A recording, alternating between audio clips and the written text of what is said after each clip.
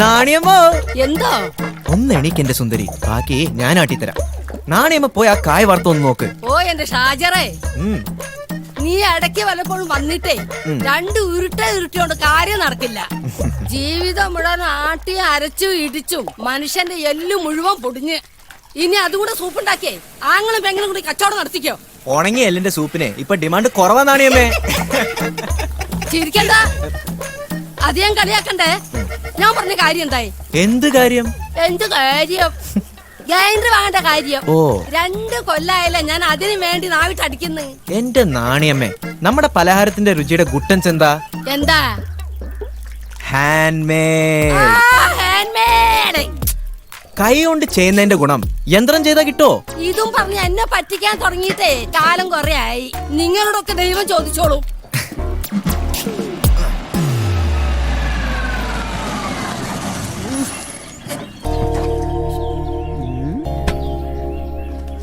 ആ, അർക്കില ബീവി എത്തിയല്ലോ. തറവാടിത്തെന്ന് പറഞ്ഞത് കായ് കൊടുത്താ കിട്ടുന്ന മുതലല്ല, വലിയ വലിയ ഉസ്താദന്മാര് പാടിയ ദർബാറല്ല, ചട്ടിപ്പത്തിരി കച്ചവടം. അന്റെ കുതിരക്കെന്താടി മൂലക്കുരുണ്ടാ? ഒരു ഞെക്കലും മുക്കലും. വണ്ടി കംപ്ലൈന്റ് ആണ് കുഞ്ഞാച്ചേ, സർവീസിനൊന്ന് കൊടുക്കണം. ഷാജർ ഒന്ന് ഇങ്ങോട്ട് വന്നോട്ടെ. വന്നിട്ടുണ്ട്, വില്ലില്ലാത്ത വില്ലാളി വീരൻ.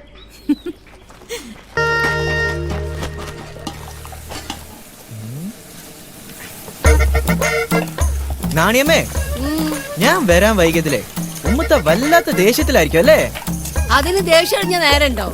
പച്ച നെല്ലിക്ക മാതിരിയല്ലേ, ആദ്യം കഴിക്കും പിന്നെ മധുരിക്കും. അത് ശരി. നിങ്ങള് വന്നോ? ആഹാ, എത്തിയല്ലോ എന്റെ ഉമ്മുത്ത. മനസ്സിലായി എന്റെ ഷാജറേ, അരച്ച മാവ് എന്നെ പിന്നെ അരച്ചാ മുഖത്ത് തെറിക്കുള്ളൂ മോനെ. ഈ ഉമ്മുത്തയുടെ ഒരു കാര്യം. മുരിവ് കുറവാണല്ലോ നാണിയമ്മേ, ഇതൊക്കെ ഒന്ന് ശ്രദ്ധിച്ചൂടെ? മുരിവല്ല, എരിവും കുറയും. ഇന്നെ കൊണ്ട് ഇത്രയൊക്കെ തന്നെ പറ്റുള്ളൂ. ഇന്നെ വേണ്ടെങ്കിലേ പിരിച്ചു വിട്ടേക്ക്. ആ പാരഗ്രാഫ് ഹോട്ടൽക്കാരെ ഇന്നെ കൊത്തി കൊണ്ടുപോകാൻ നിൽക്കാണ്. ഈ സാധനത്തിനല്ലേ? കുട്ടിയാലിയെ വേണ്ട, ഇരിക്കണ്ട. ഉമ്മത്ത ഒരു കാര്യം കാണിച്ചുതരാം, വാ. എളേപ്പാ, അങ്ങനെ കോടീശ്വരി 2 ദിവസം കൊണ്ട് ഒരു സാധാരണക്കാരിയായി അല്ലേ? എന്നാലും അങ്ങനെ മുഴുവൻ കൊടുത്തു തീർക്കണ്ടില്ലായിരുന്നു. മുഴുവൻ കൊടുത്തില്ലല്ലോ.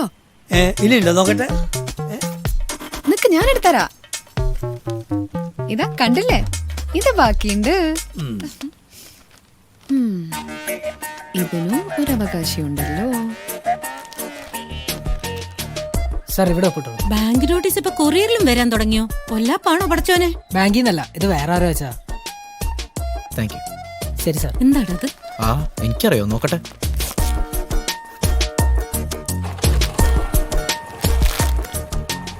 ജലാലുദ്ദീൻ റൂമിയുടെ കഥകൾ. ആഹാ, ചെക്കോ? 1000 രൂപ. ഒരു കത്തുണ്ടല്ലോ. ശരിയായ ഉത്തരം നൽകി എന്നെ സഹായിച്ചതിന് നന്ദി. പ്രതിഫലമായി സൂഫി കവി ജലാലുദ്ദീൻ റൂമിയുടെ കഥകൾ അടങ്ങിയ പുസ്തകവും 1000 രൂപയുടെ ചെക്കും ഇതോടൊപ്പം അയക്കുന്നു. സദയം സ്വീകരിക്കുക എന്ന് നൂറ എന്ന നൂർജഹാൻ. ഇത് കലക്കി. ഇതന്ന് നമ്മളെ ടിവിയിൽ കണ്ട കുട്ടിയല്ലേ നൂർജഹാൻ? ഉമ്മത്ത, എന്താടാ? ഇവിടെ ഒന്ന് നേരിട്ട് കാണണമല്ലോ. ഹൗസ് നമ്പർ 281/12 രാഗം സ്ട്രീറ്റ്. എന്താ ജോസ് എന്റെ അഭിപ്രായം? ഓ, LDF ആയാലും UDF ആയാലും നമുക്ക് ഒരുപോലെ. ഓ ചേട്ടൻ പറഞ്ഞ ശരിയാ. ആരാലും അരിന്റെ പോലെ ഒന്നും പറയാൻ പോണില്ല. അരിന്റെ മാത്രല്ല എല്ലാത്തിന്റെ. ഇവനാരാടാ? വീട് തന്നെ. ആ വന്നോളി, ഞാൻ ഇപ്പൊ ഫ്രീയാ. വൈകുന്നേരം ബാംഗ്ലൂർക്ക് പോവാനുള്ള, വേഗം വന്നോളി. ഇത്ര പെട്ടെന്ന് വന്നാ? എന്തല്ലോ എന്തായി കാണിക്കുന്നത്? വാതിലടക്കല്ലേ? ഇവളിപ്പോ പട്ടാപകരം പരിപാടി തുടങ്ങിയോ? ഇത്തിപ്പിട നടക്കൂല. ആരാടാ അകത്ത്? പുറത്തേക്ക് ഇറങ്ങി വാടാ.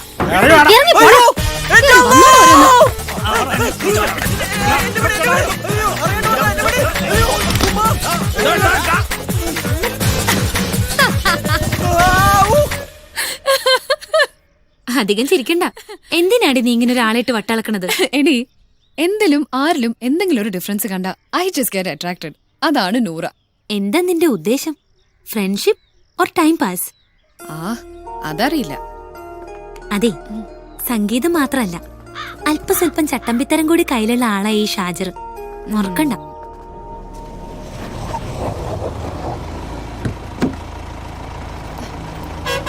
നൂറ, ഓ എന്റെ മൊബൈൽ നിന്റെ ബാഗിനകത്തായി പോയി.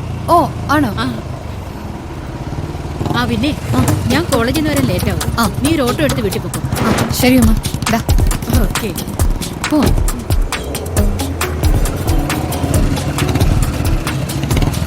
ഇവളല്ലേ ടി വിയിൽ കണ്ട നൂർജാൻ?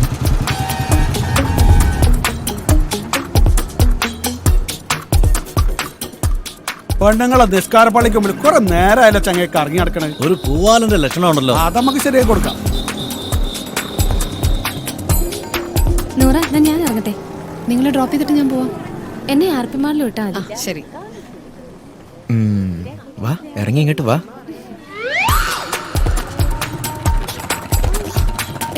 ആ പർദ്ദയൊന്ന് താഴ്ത്തിയേ. എന്താ നൂറ? ഈ ബാഗൊന്ന് എന്റെ ബാഗൊന്ന് കൈപ്പിടി. ഞാൻ ഇപ്പൊ വരാം. നിങ്ങൾ നടന്നോളി. വേഗം വാ, ഞാൻ ഗേറ്റിൽ നിൽക്കേ.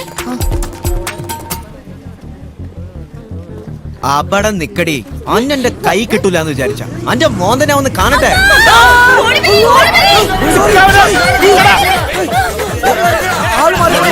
എന്താണ് പരിപാടി?